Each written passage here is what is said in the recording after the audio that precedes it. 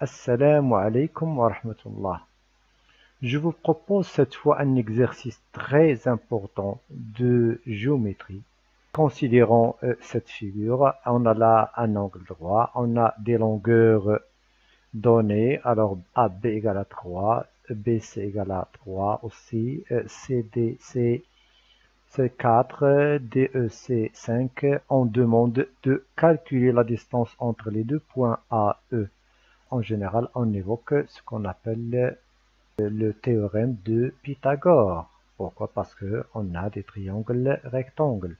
Alors, nous cherchons la distance à E. Donc, si on veut chercher cette distance, on va la chercher dans un triangle rectangle. Mais quel est ce triangle? Il n'existe pas ici de triangle, lequel le côté AE est l'un de ces côtés. Donc là, on a besoin d'un appui, on a besoin d'un élément supplémentaire, c'est que on est obligé d'ajouter un côté pour qu'on ait un triangle rectangle en A, et bien sûr ce côté c'est le côté BE. Dans ce triangle qui est ABE, qui est rectangle en A, alors BE au carré égale à AB au carré, AE au carré. Encore une fois, BE au carré égale à AB au carré plus AE au carré. B au carré égale à AB au carré, on a déjà AB, c'est-à-dire AB au carré, c'est-à-dire 3 au carré, c'est 9. Mais nous cherchons la distance à E. A au carré donc égale à B au carré moins AB carré, c'est-à-dire moins 9. Donc, est-ce qu'on a trouvé AE? Non. Pourquoi? Parce qu'on cherche la valeur de AE. Mais c'est un pas qui est très important qu'on vient de faire là. Si je trouve la distance BE, automatiquement, je vais trouver la distance AE. Donc, on va chercher cette distance BE. Alors, comment chercher la distance BE? Est-ce qu'il existe un triangle rectangle dont le côté BE est l'un de ses côtés? Non. Parce que regardez BE, alors si je dis BED, non, donc il n'y a pas un triangle rectangle autre que le triangle AEB, dont EB, c'est-à-dire le côté EB est l'un de ses côtés. Donc on va se débrouiller, c'est-à-dire là, je peux, pour trouver la distance BE, je vais me contenter de trouver cette distance entre B et ce point de concours, puis je vais ajouter cette distance entre ce point de concours et E. Je vais considérer que ce point c'est le point F. Donc on va chercher tout d'abord la distance BF, puis on va chercher ensuite la distance FE. J'ai déjà un triangle rectangle en C, c'est le triangle BCF. Est-ce que je peux trouver la distance BF? Non. Pourquoi non? Parce que je n'ai pas la distance CF. J'ai la distance CD qui est 4, mais je n'ai pas la distance CF. Également, je ne peux pas trouver la distance FE pour la même raison. Donc, je vais chercher une autre idée. Donc, regardez. Tout d'abord, nommer cette distance entre BF, par exemple, c'est X. On pose BE pour, c'est-à-dire faciliter la recherche. Je pose la distance BE égale à, par exemple, à Y. C'est là, c'est X. Ça veut dire EF. C'est quoi? C'est BE moins X. Mais BE c'est Y, donc là c'est Y moins X. J'espère que vous avez bien compris. De B à E, c'est quoi? C'est Y. Si je considère cette distance X, ce qui me reste là, c'est Y moins X. Également, je vais considérer là, par exemple, c'est A. Donc là, il me reste quoi? Déjà, cette distance, c'est-à-dire la distance entre C et D est bien connue. Donc, si la distance entre FC et A, alors la distance entre FD, c'est la différence de 4 et de A. C'est-à-dire là, c'est quoi? C'est 4 moins A. Je pense que c'est clair. Bien. qu'est-ce qu'on va en faire? Regardez là, essayez de voir. Regardez les deux droites BC et DE. Comment sont-elles ces deux droites? Ces deux droites sont parallèles. Pourquoi sont-elles parallèles? Parce qu'elles sont perpendiculaires à la même droite. Ça, c'est le théorème classique. Lorsque deux droites sont perpendiculaires à la même droite, elles sont parallèles. Donc, ces deux droites sont parallèles. Bien. Alors, si je considère par exemple ce triangle qui est FED, le point B se trouve sur cette droite, c'est-à-dire le prolongement de ce côté. C se trouve sur le prolongement du côté FD du triangle FED.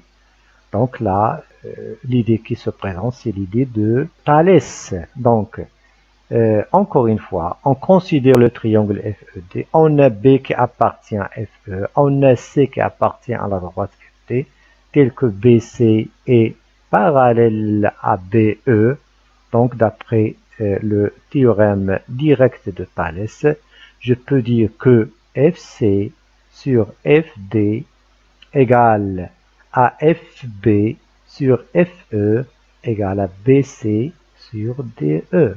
Les longueurs des côtés de ce triangle sont respectivement proportionnelles aux longueurs de ce côté. Encore une fois, A sur 4 moins X égale à X sur Y moins X égale à BC qui est 3 sur DE qui est égal à 5. Bien. Quelle est la relation qui m'intéresse? La relation qui m'intéresse, c'est A sur 4 moins A égale à 3, 5. Pourquoi m'intéresse-t-elle? Parce que je peux tirer le nombre A. Donc, je vais me contenter de prendre ce rapport A sur 4 moins A égale le rapport 3 cinquièmes. Comment je peux tirer le A?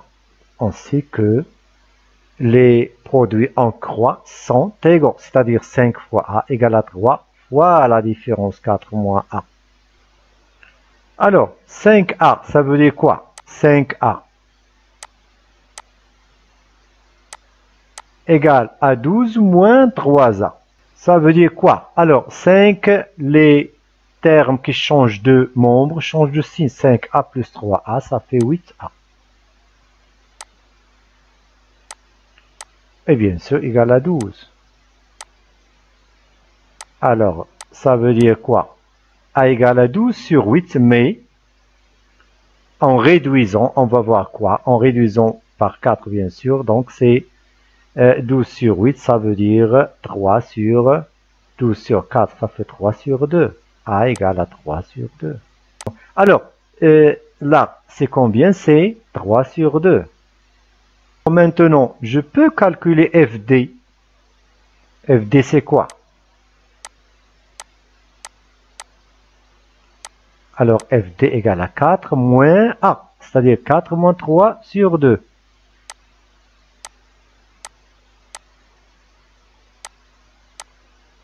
Ça veut dire quoi? Ça veut dire 4, c'est 8 sur 2, moins 3 sur 2, donc c'est 5 sur 2. Voilà, on vient de trouver la distance FD. Alors, qu'est-ce qu'on va en faire? Regardez, là, j'ai trouvé CF. J'ai déjà BC. Est-ce que je peux trouver X? Bien sûr que oui. Pourquoi? Parce que je n'ai qu'un seul inconnu qui est X et je vais utiliser encore une fois le théorème de Pythagore. Donc, X carré égale à 3 sur 2 plutôt carré plus 3 carré. C'est 9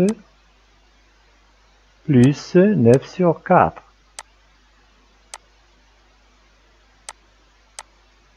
Alors, 9 sur 9 sur 4, ça veut dire c'est 9 fois 4, 36, plus 5, c'est 45. 45 sur 4. Et bien sûr, x, puisqu'il s'agit de x, c'est une longueur, c'est-à-dire c'est un nombre positif. Donc, x c'est la racine de 45 sur la racine de 4, mais la racine de 4 c'est 2. Simplifier racine de 45, racine de 45 c'est racine de 9 fois racine de 5, donc c'est 3 racines de 5 sur 2. Passons maintenant pour calculer la descente y-x. Donc c'est la même chose. Encore une fois, je vais travailler sur la relation de Pythagore. Une petite remarque, je vais revenir sur l'idée de Thalès pour que, c'est-à-dire la partie concernée soit bien claire. Je vais éliminer c'est-à-dire les éléments qui sont inutiles. Regardez. Donc, comme vous voyez là, on n'a que les droites qui sont parallèles. Donc, on a bien le droit d'utiliser le théorème de Thalès. Donc, nous sommes là, y moins x de t au carré, 5 demi au carré, plus 5 au carré. Ça veut dire 25 sur 4.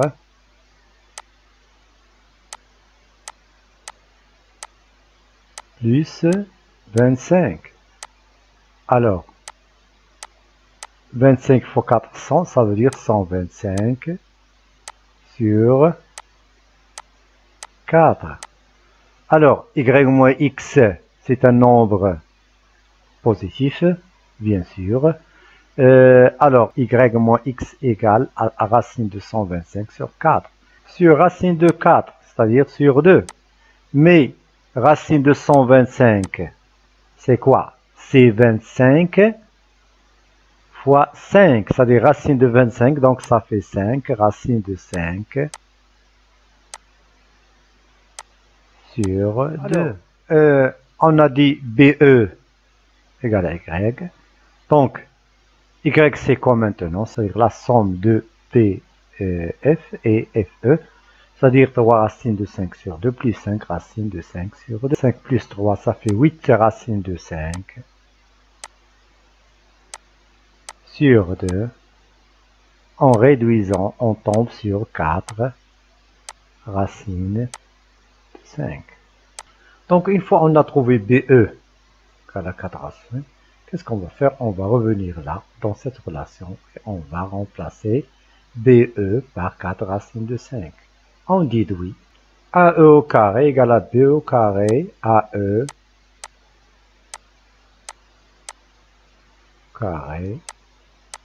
BE au carré, ça fait 4 racines de 5, le tout au carré, moins 9. Ça veut dire AE au carré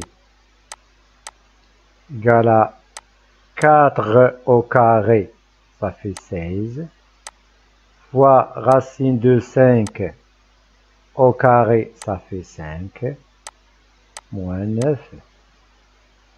Ça veut dire A au carré, AE au carré, égale à 80, hein, moins 9, ça fait 71. Finalement, puisque, encore une fois, E, c'est une longueur, il s'agit d'un nombre positif, AE égale